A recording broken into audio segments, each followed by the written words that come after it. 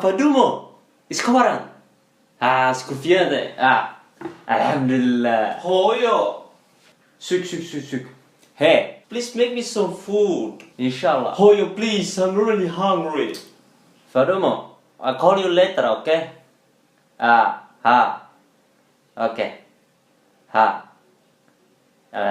Assalamualaikum. What you want to eat?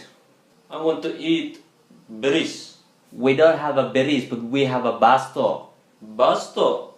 Okay. Okay, sit down. I'm gonna make you some basto.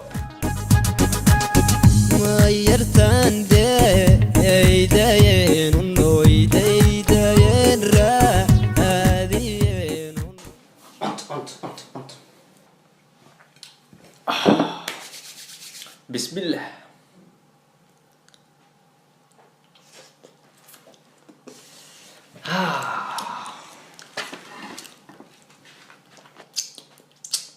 Hoyo, hey, do we have a ketchup? May. Do we have a mousse? May. Then I don't want to eat them.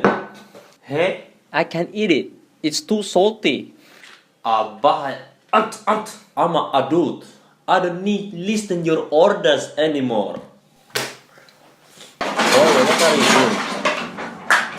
Give to me your photo. I'm gonna punish you. I don't scare you. You turned to 18 last week, so you think you are gangster now. I can't stand with you anymore. So I'm gonna send you to Somalia.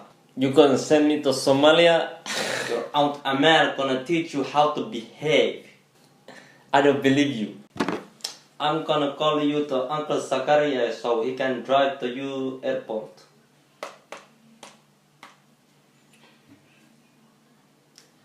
Rubeda, Hey, Hoyo. give to me a passport of Muhammad. Which passport you want? That one where he is 16. Hoyo, I don't wanna go Hargeisa. Hoyo. Allah Hoyo, please, I'm sorry. Forgive me.